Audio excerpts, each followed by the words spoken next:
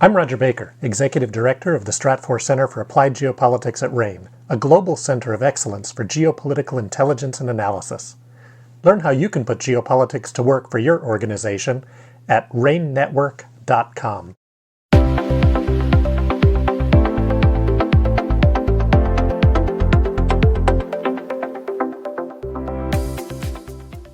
Welcome to Applied Geopolitics, the podcast from the Stratfor Center for Applied Geopolitics at RANE. I'm Rodger Baker.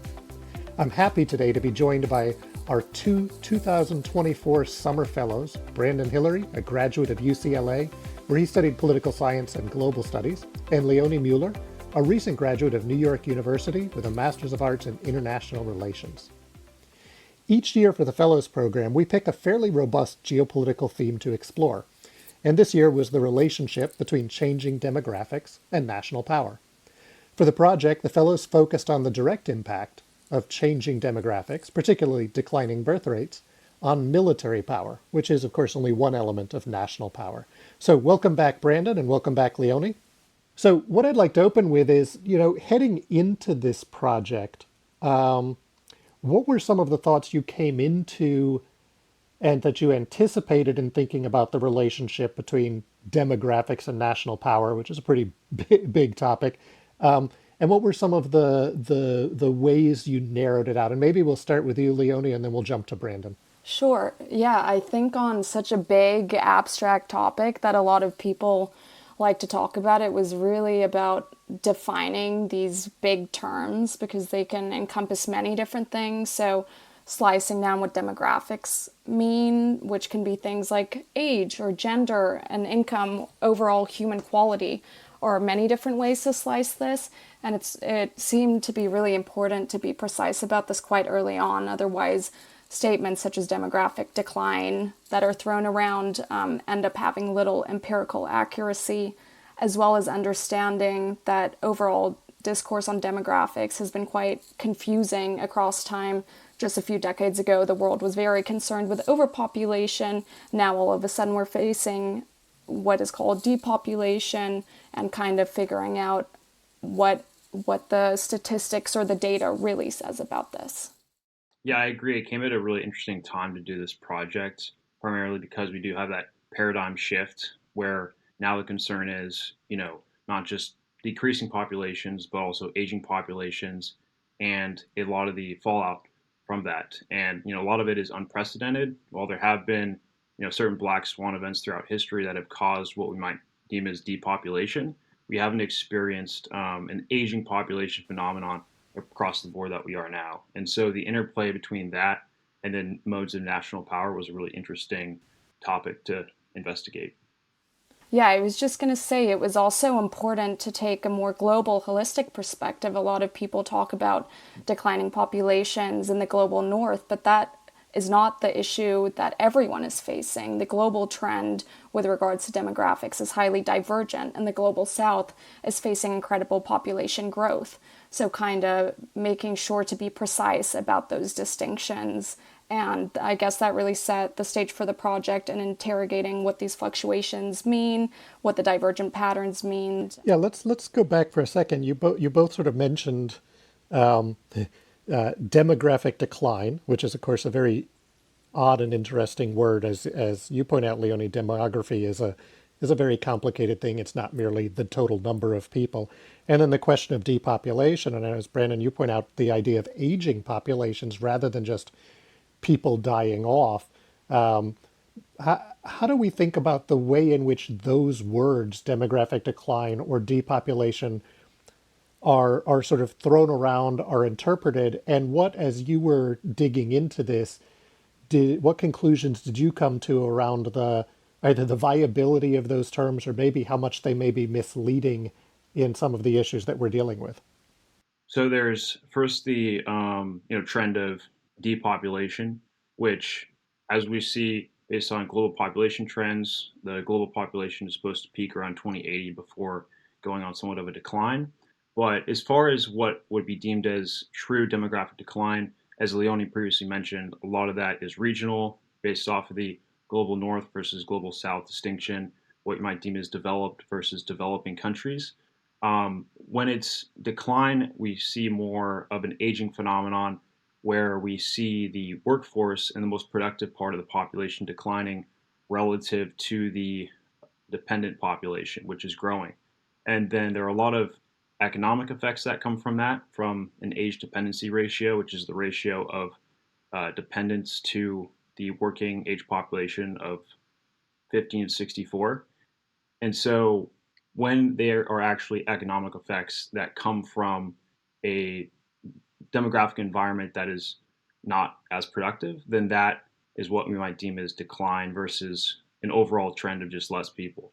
So less people isn't necessarily a problem for a country or a region, but in the more developed world, we see actual fallout from that phenomenon.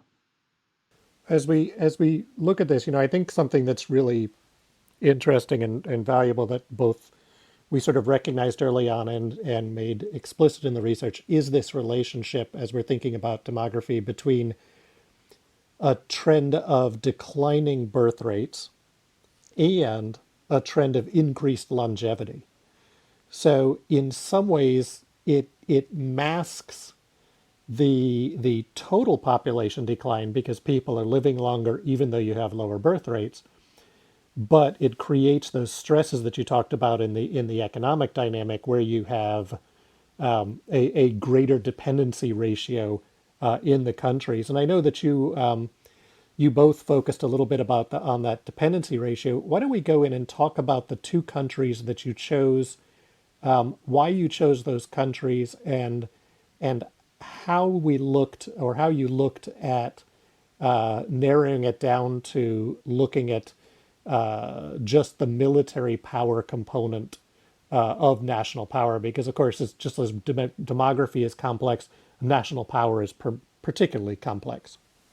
Yeah, I think with demographics at the core of this project, we really wanted to look at cases that would best delineate or maybe even give us a blueprint for what to expect in countries that are maybe less further along in demographic decline. So we toyed around with many different cases, but ultimately we decided that if there was any case to best demonstrate the nuance and complex relationship between demographics and power, it would be Japan and the Republic of Korea, especially given the necessarily slow process of population change, often requiring almost a generation, if not more, to come to fruition. It really seemed imperative to start with countries furthest along in this demographic trend, rendering them blueprints for depopulation policy. And we also wanted to zone in on specific things that would allow for standardization and more so control variables. So both are currently or can be looked at in a pseudo-static context of peacetime. Both are in the same region, which is very important given it has been comparatively stable and peaceful.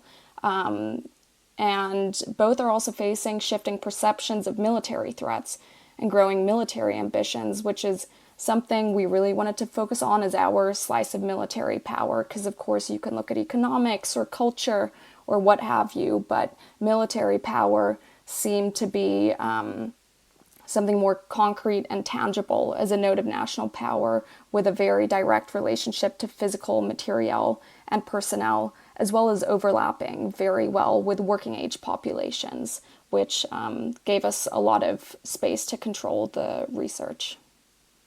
And I'll also add to that, what's interesting about Japan and South Korea is neither of these countries rely on significant levels of immigration to supplement their waning manpower, both overall for their economy as well as for the military. So it was easier to examine the data in somewhat of a vacuum with each country. So let's start, Brandon. Why don't you tell us a little bit about some of the observations you made as you were looking at the Republic of Korea and how demography is playing into their future military security dynamic. And I know in this one, this is one of the unique cases where, as I'm probably spoiling it for everyone, you will point out that there actually is a looming direct impact between birth rates and available military manpower. Yes, this is a very interesting case study. So they, for generations have had a decline demographic trend to the point where they are now at the lowest birth rate in the world at 0.72, which is less than one child per woman on average. And the replacement birth rate is 2.1 globally, so it's significantly lower than that.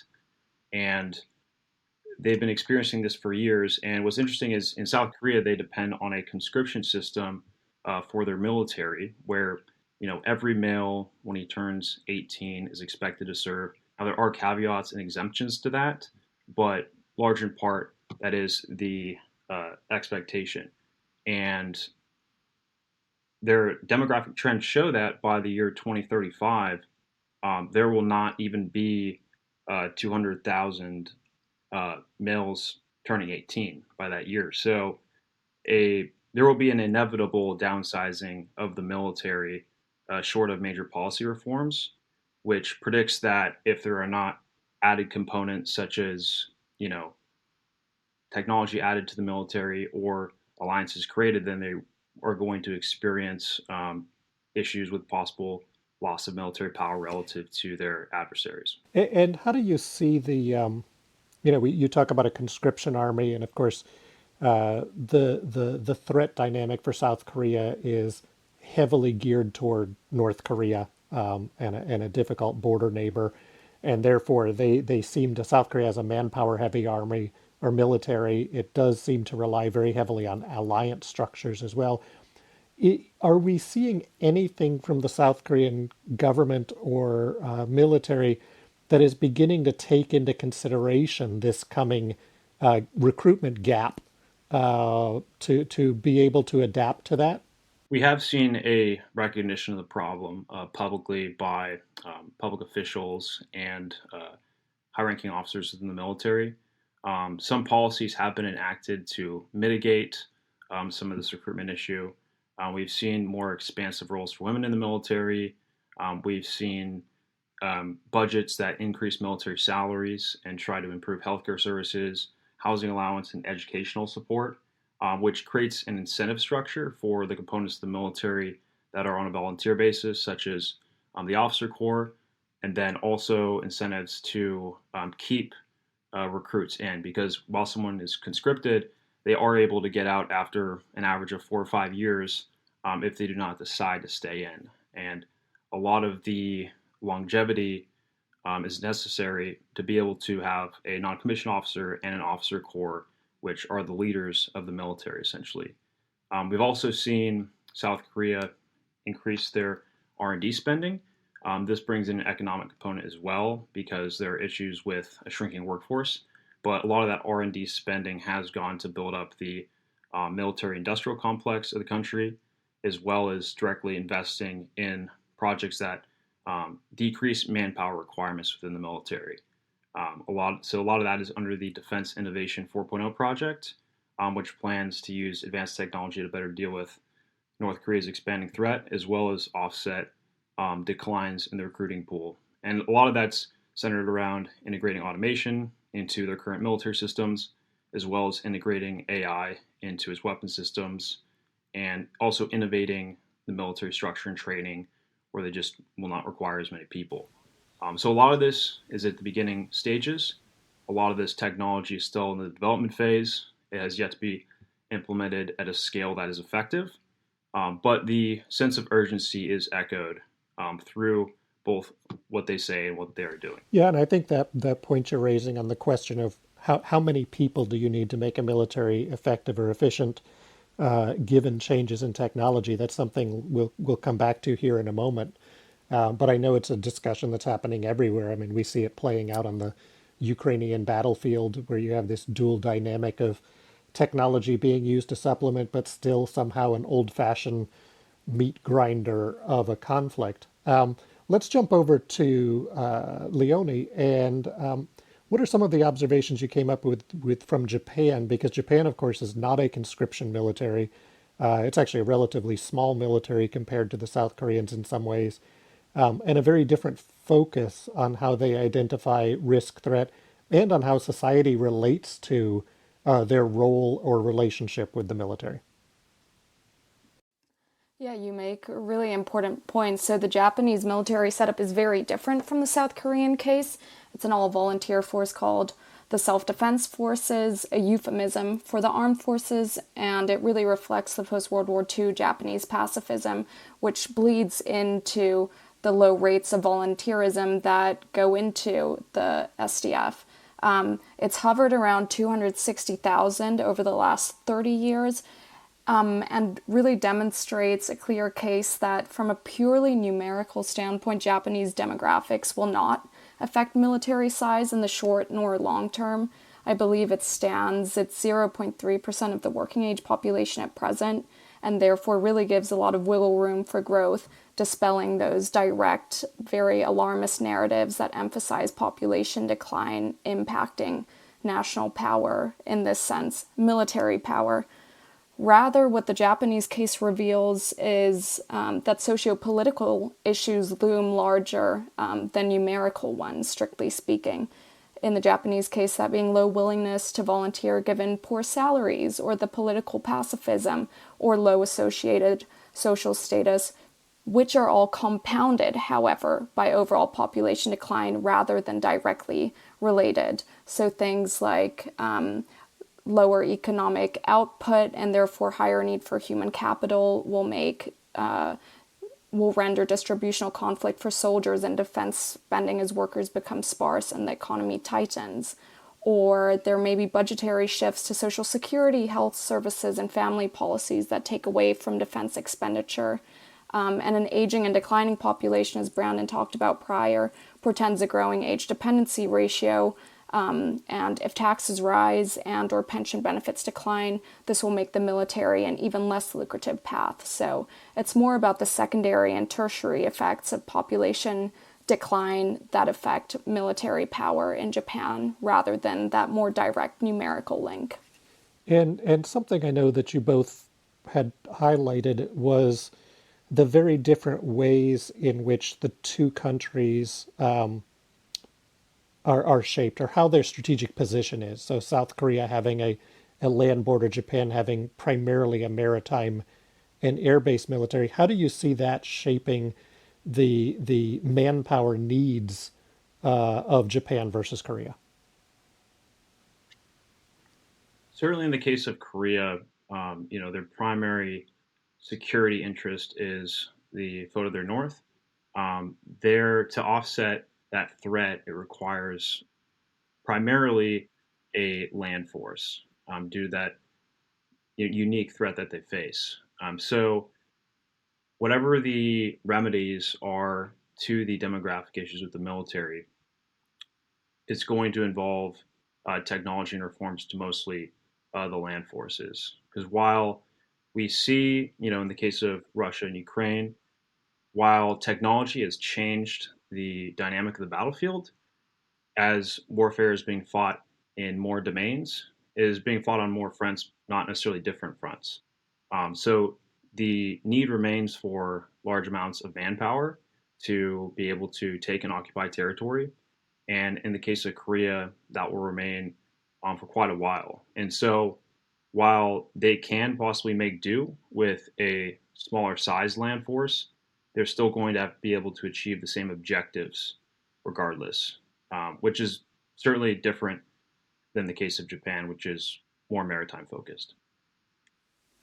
Yeah, Japan's security priorities are different to North Korea's, in which it doesn't face a direct belligerent neighbor on a land border. Rather, it is an island state and therefore a maritime power, which could be, or our research has revealed that it requires fewer boots on the ground and rather can focus more on being adept at bridging distances, which technology is more efficient in doing than physical personnel, because Japan doesn't face the constant threat of waves of North Koreans crossing the border. That being said, of course, the calculus in Japan is changing too, because as Beijing's growing naval and air activity around the Senkaku Islands in the East China Sea, that presents a more immediate territorial and strategic threat that would require a domestic military response from Japan, including potentially boots on the ground.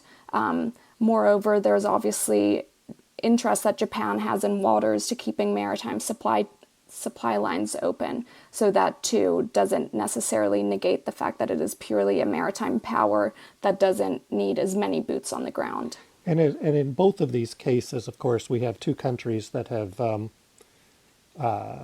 heavily relied on the deterrence capacity of the United States as their key partner. But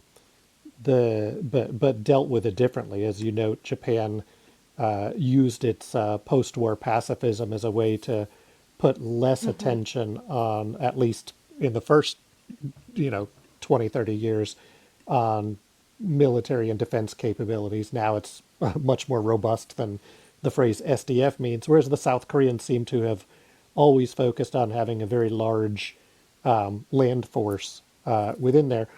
How do you see, as we see these shifting and changing demographics, how does the role of allies, partners, or the like impact or affect the options or the priorities for countries as they respond to their changing population trends? That brings up a really interesting discussion on indigenous and foreign manpower that we've had throughout the project. I think for a case like South Korea, it became more apparent that they need their own people to defend against that border threat, which Japan, with more collective security threats that the US is also interested, or the Philippines in terms of the maritime supply lines I was just talking about, they're able to rely and really expand on that network of alliances. Of course, there are increasing worries, even from the Japanese side, especially with regards to the U.S. alliance. Incoming President Donald Trump has many times asserted that Japan should defend itself against threats in the region, and simmering trade tensions may also reignite that surge in Japanese nationalism and calls for greater national self-reliance, which has also been spelled out with the new LPD leadership. And in that case, Japan has really been leaning into this approach and its policy shifts since a recognition of an increasing need of military power on their sides, and has expanded into both multilateral and bilateral for a greater push from AUKUS and NATO, where South Korea also operates within the IP4, and that despite constraints from French opposition to Indo-Pacific expansion in the NATO alliance.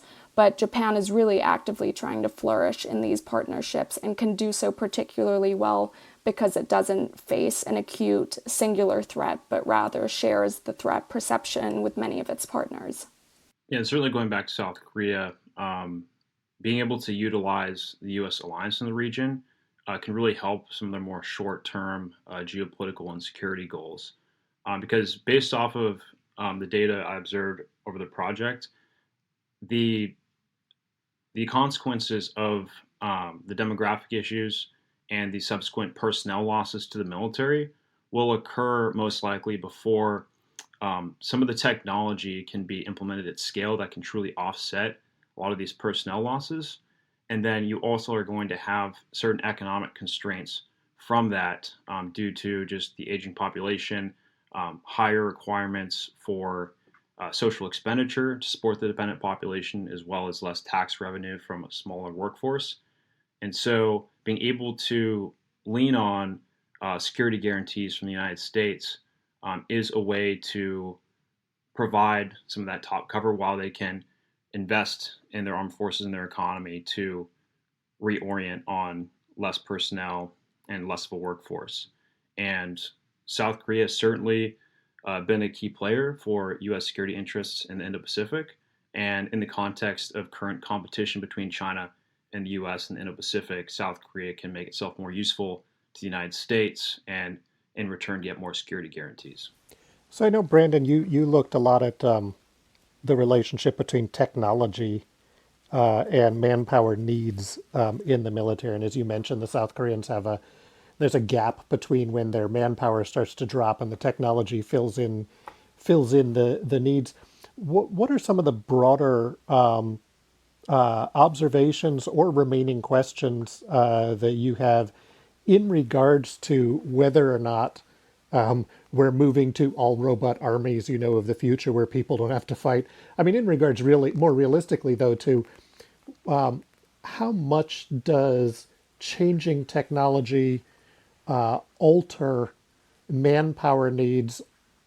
Is that more in quantity or is that more in the type and focus of manpower? Really depends on the domain of warfare that we are referring to, and then also the context in which wars might be fought. I think, in a situation of a war between South Korea and North Korea, it would be a lot more similar to Russia and Ukraine, which would be primarily land focused. And while you do see these emerging domains of warfare, more emphasis on the electronic, cyber, and space domains, it does not relegate the need for large ground forces to take and control territory. And while we have seen, especially with Ukraine and Russia, the use of unmanned aerial vehicles, both for reconnaissance and kinetic operations, at the end of the day, when both sides employ those capabilities somewhat equally, they do have the tendency to offset each other. And so right now, they seem to be technology is playing more of a complementary role to warfare rather than truly, you know, operating in a science fiction realm of like replacement, where we have, you know, automation and robotics completely replacing the need for large amounts of soldiers conducting operations. And so I think projecting out, decades into the future, um, you know, the scale at which technology is implemented and produced, that could change. But in the short term, technology is going to play more of a complementary role, and how militaries implement that to offset personnel losses due to demographic change.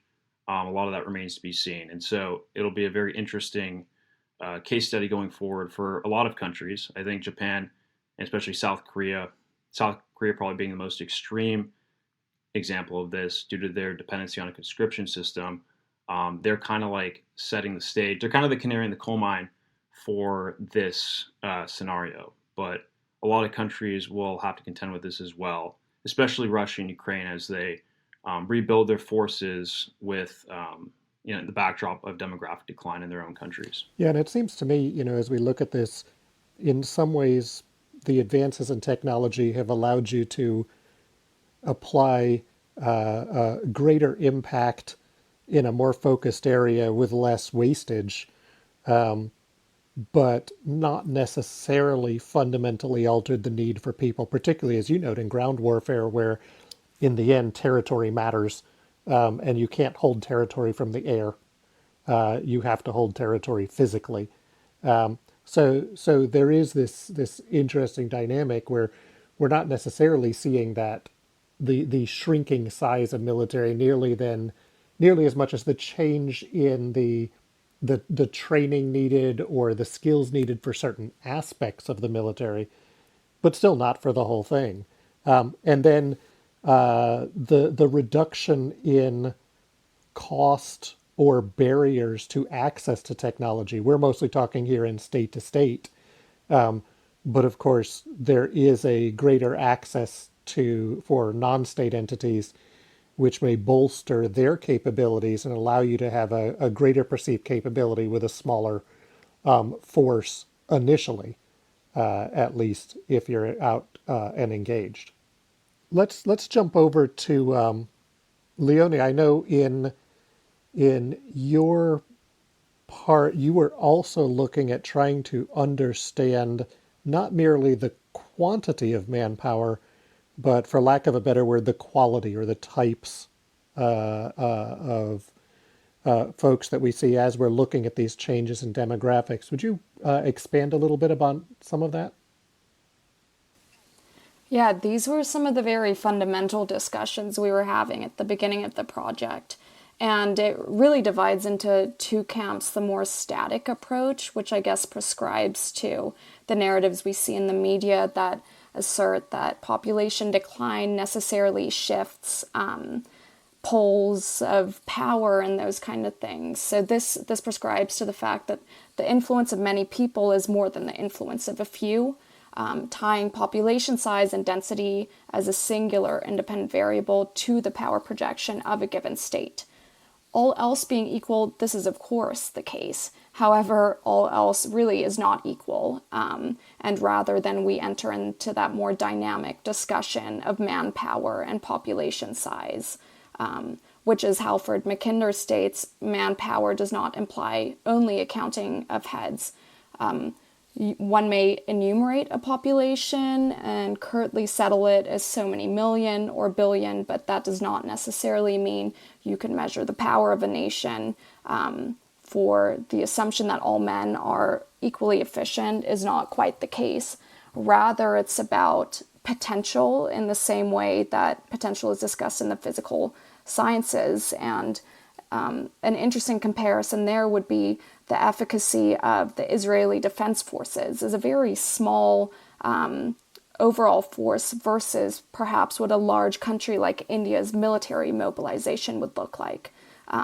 Of course, that's not to say that ultimately numbers cannot be decisive. A pertinent example there would be it's of very little solace to Taiwan that mainland China is 11 times larger, even though human capital roughly squared is fairly similar. But rather that numbers have the potential that must first be captured to be then translated into manpower.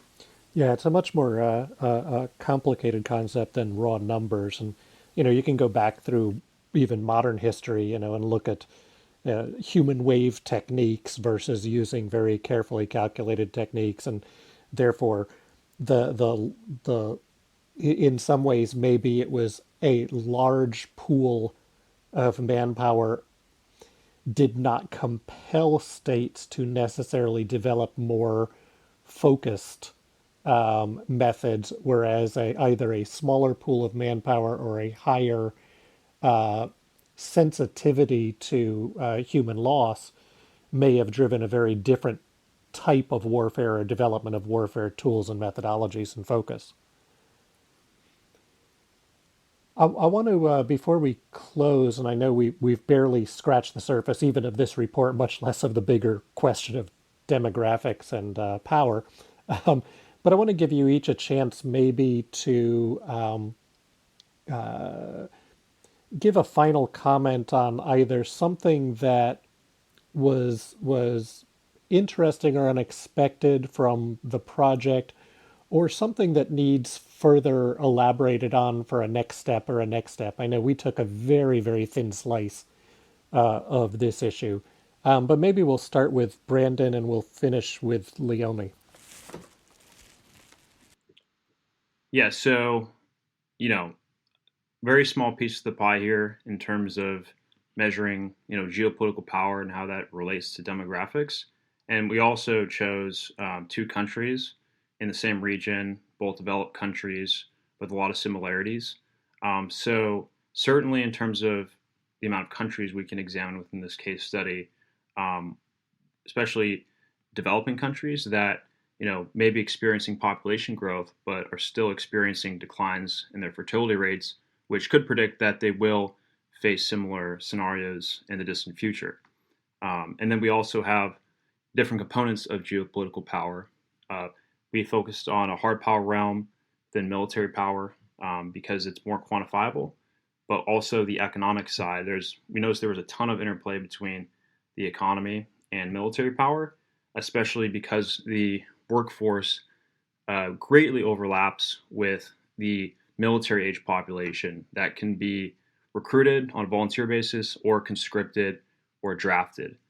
And also the ability for an economy to be able to fund the military, to be able to fund warfare, and also the trade-offs between funding, increasing social expenditures versus further investment into the military for modernization initiatives. And then, of course, we also have components of soft power, such as culture, also, the moral authority of a country through its alliance network. So there are a lot of different areas to explore here, and certainly will be interesting to see if this case study is continued. And I'm sure it will as more people focus on the fallout from demographic decline patterns in the West and throughout much of the world. I can only echo what Brandon said about trying to fill out those other slices of demographics or national power, but I think in moving forward with this project, I'd be super interested to see more practical applications of the lessons learned here. And I think I already kind of touched on it, but it is, for instance, of little solace to Japan or South Korea that China, which is Japan's premier threat and South Korea's secondary threat, is also going through population decline, given its total population is 11 times larger than Japan's and around 20 times larger than South Korea's. So to really be able to research the bounds of the numerical importance that we have begun to touch on in this project would be super interesting. And I think also in being realistic about the ways in which warfare is developing and the modes in which you can understand military power, one needs to recognize the importance or the dominance of hybrid warfare nowadays. So kind of breaking down how demographics differentially affects varying domains of warfare merits more exploration. Well, I want to thank you both. I'd throw in a last piece, and that is, what can we understand from history to see where demography played a role or didn't play a role in the outcome of particular conflict or competition? And if we see what are some of those other factors that we may be looking for as we're looking to, as Leonie put it, put lessons learned and say what can be learned and what can be applied going forward. So for those of you who want to have a full copy of this report, you can find it at the Stratfor Center for Applied Geopolitics at RANE. And that would be at ranenetwork.com/Stratfor-Center. And for more risk insights and analysis, you can visit ranenetwork.com, where you can learn more about our suite of risk intelligence products. And once again, Leonie and Brandon, thank you so much for all the work this summer that you've done. And thank you for coming, for having this conversation with me. Thank you. It's been a great project. Really enjoyed it. Thank you. I did as well.